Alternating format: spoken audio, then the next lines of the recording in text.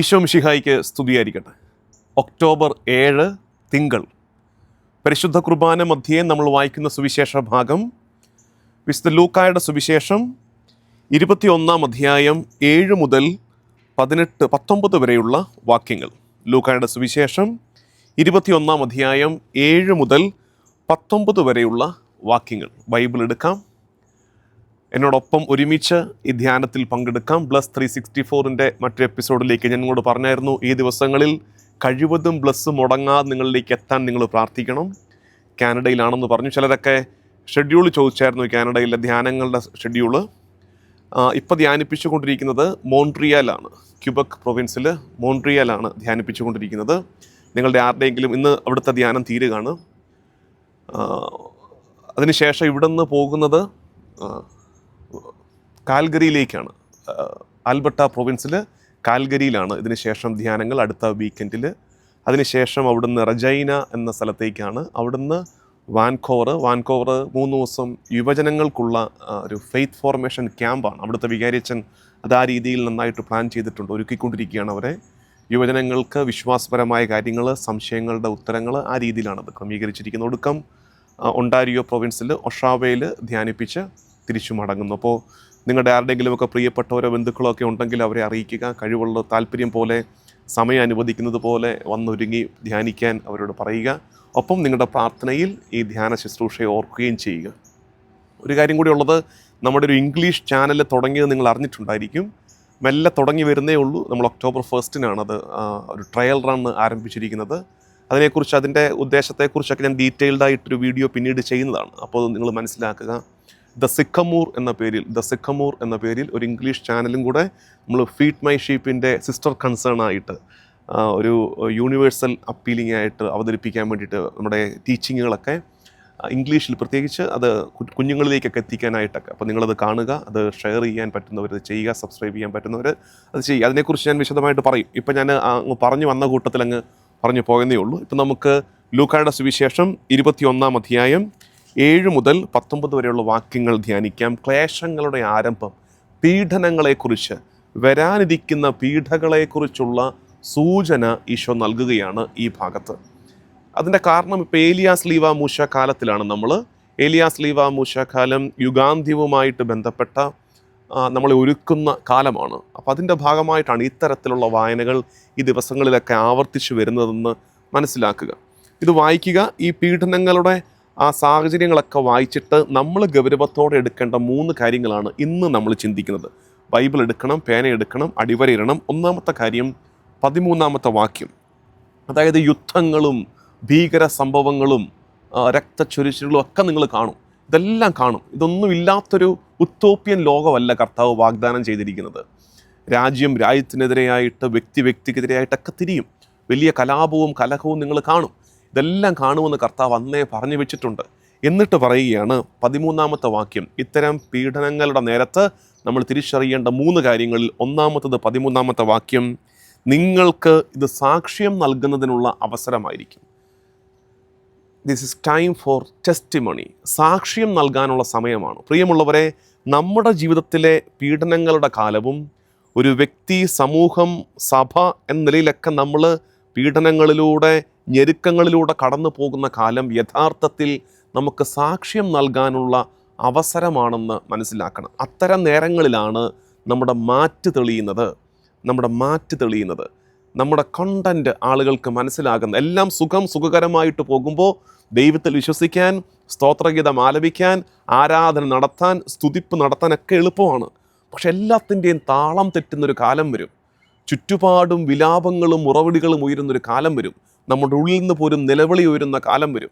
അത്തരമൊരു കാലത്ത് കർത്താവിൽ ആശ്രയിക്കാൻ പറ്റുമോ? അതാണ് പറഞ്ഞത്, നിങ്ങൾക്കിത് സാക്ഷ്യം നൽകുന്നതിനുള്ള അവസരമാണ് പീഡനകാലങ്ങൾ എന്നോർക്കണം. രണ്ടാമത്തെ നമ്മൾ മനസ്സിലാക്കേണ്ട കാര്യം 15 വാക്യം ഇങ്ങനെയാണ്, നിങ്ങളുടെ എതിരാളികൾക്കാർക്കും ചെറുത്തു നിൽക്കാനോ എതിർക്കാനോ കഴിയാത്ത വാക്ചാതുരിയും ജ്ഞാനവും നിങ്ങൾക്ക് നൽകും. പീഡനകാലത്ത് നമ്മളൊന്ന് ഇളകും, ഒരിളക്കം തട്ടും, നമുക്ക് ഒന്ന് ഒലഞ്ഞു പോകും നമ്മൾ. അത്തരം നേരത്ത് നിങ്ങളുടെ എതിരാളികളുടെ മുമ്പിൽ തോറ്റു പോകാതിരിക്കാൻ തക്കവിധം നിങ്ങൾക്ക് ഞാൻ ജ്ഞാനം നൽകും, വിസ്ഡം നൽകും. എന്താണ് ഈ വിസ്ഡം? ഈ പീഡനങ്ങളുടെ അർത്ഥം എന്താണ്? ഇതെത്ര കാലം ഉണ്ടാകും, ഇതിന് ശേഷം കർത്താവ് ഉയർത്തുന്ന ഒരു കാലം വരും എന്നൊക്കെ തിരിച്ചറിയുന്നതാണ് വിസ്ഡം, ജ്ഞാനം. ഒപ്പം തന്നെ നമുക്ക് നേരെ ചോദ്യങ്ങൾ ഉയരും. ഉറപ്പായിട്ടും ആ ചോദ്യങ്ങൾക്ക് ഉത്തരം കൊടുക്കാനുള്ള വാക്ചാതുരി കർത്താവ് നൽകും.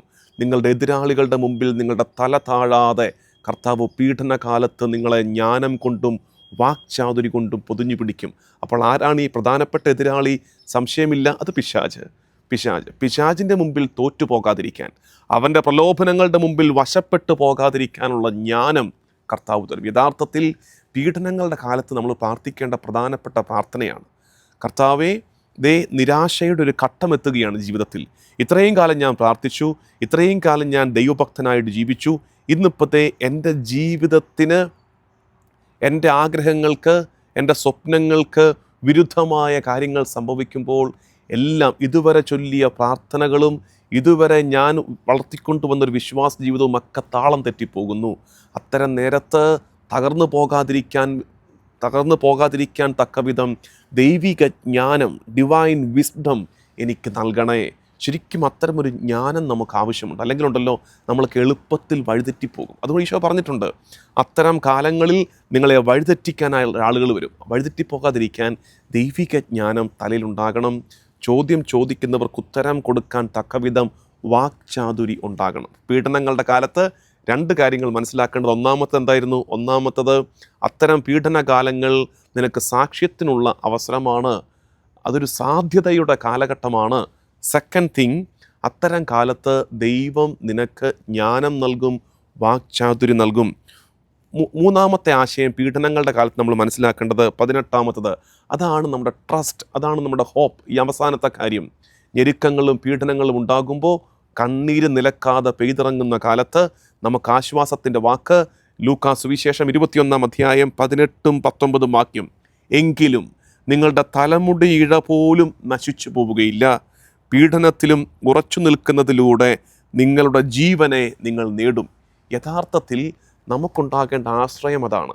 ആത്യന്തിക വിജയം എൻ്റെ കർത്താവിൻ്റെതായിരിക്കും. ആത്യന്തിക വിജയം മരണത്തെ തോൽപ്പിച്ച, തിന്മയെ പരാജയപ്പെടുത്തിയ, എനിക്കായി രക്ഷ ഒരുക്കി നൽകിയ എൻ്റെ കർത്താവിൻ്റെതായിരിക്കും അൾട്ടിമേറ്റ് വിക്ടറി എന്നുള്ള തിരിച്ചറിവ് തലയിൽ കയറണം. ആ തിരിച്ചറിവ് കയറിയാൽ ഇത് ഇടക്കാലത്തെ ഒരു പിടച്ചിലിൻ്റെ കാലമാണെന്ന് മനസ്സിലാക്കാൻ നമുക്ക് കഴിയും. കർത്താവ് നമ്മളെ വിട്ടുകളയില്ല എന്നുള്ള തിരിച്ചറിവുണ്ടാകും. പ്രിയമുള്ളവരെ, ഈ 3 ചിന്തകൾ സഹനകാലത്ത് നമ്മളെ പ്രചോദിപ്പിക്കട്ടെ. വലിയ ഞെരുക്കങ്ങളിലൂടെ, കണ്ണീരിലൂടെയൊക്കെ കടന്നു പോകുന്നവർക്ക് ഇത് പറഞ്ഞു കൊടുക്കണം. ഈ 3 കാര്യങ്ങൾ. ഒന്ന്, കുഞ്ഞെ, ഇത് നിനക്ക് കർത്താവ് സാക്ഷ്യം നൽകാൻ അവസരം നൽകിയിരിക്കുകയാണ്. നമ്മളിന്ന് സാക്ഷ്യവും തെറ്റിദ്ധരിച്ചിരിക്കുന്നത് കർത്താവ് നൽകിയ മെച്ചപ്പാടുകളെ പ്രഘോഷിക്കുന്നതാണ്. അങ്ങനെ മാത്രമല്ല കേട്ടോ, അത് വാക്കിലുള്ള സാക്ഷ്യമല്ലേ. ജീവിതത്തിലുള്ള സാക്ഷ്യം എന്താണെന്നറിയാമോ? ഒത്തിരി മെച്ചം കർത്താവിൽ നിന്ന് കിട്ടിയിട്ട് ഇടക്കാലത്ത് എപ്പോഴോ സ്വർഗം മൗനം പാലിക്കുന്നു എന്ന് തോന്നിപ്പോകുന്ന കാലത്ത് ഇടറിപ്പോകാതെ കർത്താവിൽ തന്നെ ആശ്രയിച്ച് നിൽക്കുന്ന ഒരു ജീവിതമില്ലേ, അതാണ് ഈ കാലത്ത് കൊടുക്കാവുന്ന ഏറ്റവും നല്ല സാക്ഷ്യം. 2, ദൈവം ജ്ഞാനം നൽകും, വാക്ചാതുരി നൽകും. 3, നിൻ്റെ തലമുടി ഇഴ പോലും നശിക്കാതെ കർത്താവ് നിന്നെ കാക്കും. ആത്യന്തിക വിജയം ഇത് തന്നെയാണ് ഇന്നത്തെ ലേഖന ഭാഗത്തും. യാക്കോബ് ശ്ലീഹായുടെ ലേഖനം, അവിടെ പറയുന്ന ആ വാക്കാണ് നമ്മൾ ഇന്ന് പ്രാർത്ഥിക്കേണ്ടത്. യാക്കോബ് ശ്ലീഹായുടെ ലേഖനം 5 അധ്യായം 7 മുതൽ 12 വരെയുള്ള വാക്യങ്ങളാണ്. അവിടെ പറഞ്ഞിരിക്കുന്ന തലക്കെട്ട് തന്നെ എന്താണെന്നറിയാമോ? കാത്തിരിക്കുവിൻ സഹോദരരെ, കർത്താവിൻ്റെ ആഗമനം വരെ ക്ഷമയോടെ കാത്തിരിക്കുവിൻ. ഈ ക്ഷമ ഏതാ? ഈ ക്ഷമ ഫൊർഗിവ്നെസ് അല്ല, നമ്മളോട് തെറ്റിയെന്നവരോട് ക്ഷമിക്കുന്ന ക്ഷമയല്ല. ഈ ക്ഷമ എന്താ? ക്ഷമയോടെയുള്ള കാത്തിരിപ്പ്. പിന്നീട് താഴോട്ട് വരുന്ന അതാണ് 8ാമത്തെ വാക്യം, നിങ്ങളും ക്ഷമയോടെ ഇരിക്കുവിൻ, ദൃഢചിത്തരായിരിക്കുവിൻ. എന്താ ഈ ക്ഷമ? പീഡനങ്ങളുടെ കാലത്ത് നമുക്കുണ്ടാകേണ്ട, സഹനകാലത്തുണ്ടാകേണ്ട ഏറ്റവും പ്രധാനപ്പെട്ട ആറ്റിറ്റ്യൂഡാണ് ക്ഷമയോടെയുള്ള കാത്തിരിപ്പ്. അതിന് ഇംഗ്ലീഷിൽ നല്ലൊരു പേരുണ്ട്, പേഴ്സിവറൻസ്, നിലനിൽപ്പ്. കർത്താവിൻ്റെ കുരിശിൽ നിന്ന്, അവൻ്റെ സ്ലീവായുടെ ചുവട്ടിൽ നിന്ന്, അവൻ്റെ സഭയിൽ നിന്ന്, ഈ പരിശുദ്ധ കുർബാനയിൽ നിന്ന്, ഈ വചനത്തിൽ നിന്ന് അണുവിട ചലിക്കാതെ ക്ഷമയോടെ കാത്തിരിക്കണം. അതാണ് പീഡനങ്ങളുടെ കാലത്ത് നമുക്കുള്ള ഏറ്റവും നല്ല ആശ്രയബോധം, ഏറ്റവും നല്ല ഉറപ്പ്, നമ്മുടെ റിസോർട്ട്. അതാണ് കർത്താവിൽ നിന്ന് അണുവിട ചലിക്കാതെ ക്ഷമയോടെ കാത്തിരിക്കുക, പെർസിവറൻസ്. ആ ഗിഫ്റ്റിന് വേണ്ടി പ്രാർത്ഥിക്കണം, നിലനിൽപ്പിൻ്റെ വരത്തിന് വേണ്ടി പ്രാർത്ഥിക്കണം. കർത്താവേ, തിരുമുമ്പാകെ ഞങ്ങൾ സമർപ്പിക്കുന്ന പ്രാർത്ഥനകളുടെ മേൽ കരുണയുണ്ടാകണമേ. ഈശോ, ഞങ്ങൾ ഇന്ന് ചിന്തിച്ചത് സഹനങ്ങളും ഞെരുക്കങ്ങളും ഉണ്ടാകുമ്പോൾ വാടിത്തളർന്നു പോകാതെ നിൻ്റെ കുരിശിൽ അഭയം പ്രാപിച്ച് ആത്യന്തിക വിജയം നിൻ്റേതാണെന്നുള്ള വലിയ പ്രത്യാശയിൽ ജീവിക്കുവാൻ ഞങ്ങളെ പഠിപ്പിക്കണമേ, ജ്ഞാനം നൽകണമേ.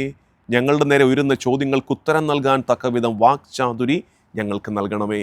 നമ്മുടെ കർത്താവ് ഈശോ മിശിഹായുടെ കൃപയും പിതാവായ ദൈവത്തിൻ്റെ സ്നേഹവും പരിശുദ്ധാത്മാവിൻ്റെ സഹവാസവും എന്നും എല്ലാ കാലവും കൂടെ ഉണ്ടായിരിക്കട്ടെ, ഇപ്പോഴും എപ്പോഴും എന്നേക്കും.